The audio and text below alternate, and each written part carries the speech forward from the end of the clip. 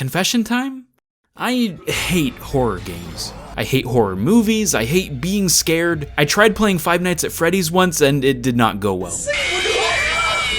But that's why Carrion is the perfect game for me. Instead of cowering in fear, it completely flips the script, and you play as the repulsive, fleshy abomination that tears innocent bystanders limb from limb.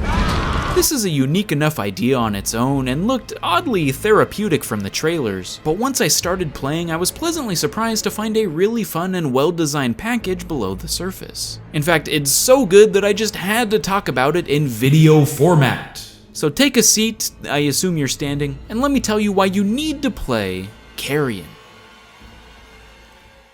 You're launched into the action almost immediately as you break out of your hazard container. And what surprised me from the get-go is how fantastic it feels just to move around as this nasty red creature. You move lightning fast and controls are crazy responsive, which combined with the army of unarmed minions to devour makes you feel beautifully overpowered. And I think this is exactly what they were going for. The opposite of helpless humans shivering in the dark is a monster that kills you before you even have time to react. Whoopa!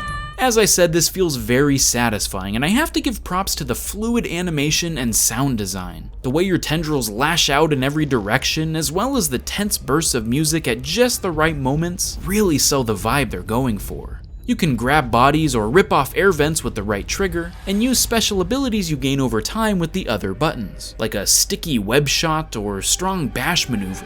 Your goal is to spread and grow in various holes throughout the government facility, until you've breached and taken over the entire area. It sort of reminds me of Wario Land 4, I know that sounds weird, but these crevices function similar to the jewel pieces you discover as you explore to open the final door at the end of the stage. The overworld plays out like a Metroidvania, where the abilities you gather open up new pathways as you proceed, and it does a fantastic job of looping back on itself so that you never have to go too far to find the next level. The whole experience feels very tight and cohesive. It doesn't waste your time so you can get back to the killing spree. It's much more than just a gruesome murder simulator though. Eventually, if you collect enough power-ups, you grow in size and gain additional hit points. And later on, this happens a second time until you're a massive, unstoppable blob. Which is good because the enemies you need to get past grow stronger and smarter as well. Guards equip spiky plasma shields after the first few stages, which means you have to sneak up from behind. But the real threat comes with the militarized drones and machine gun robot suits. Things heat up quickly, and I mean that literally in some cases. But this is where that clever level design comes into play.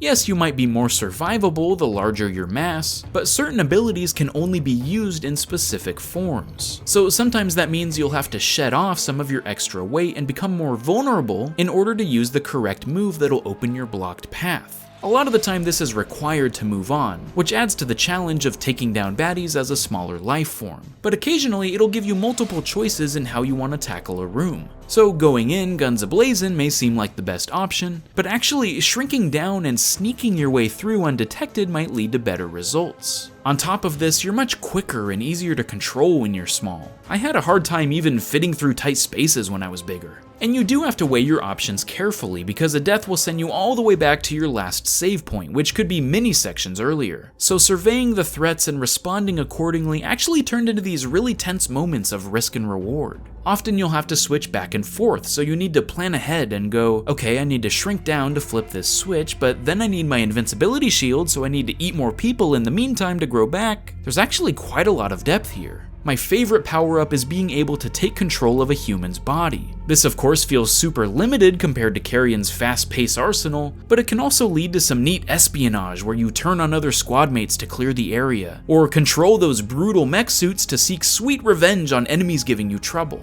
Overall, it's an incredibly unique concept that expands itself into something way beyond what I was expecting going in. You can probably beat it in under 5 hours, but seeing just how fun it is to become the baddie for once, and laugh at their feeble attempts to destroy the beast is worth admission alone.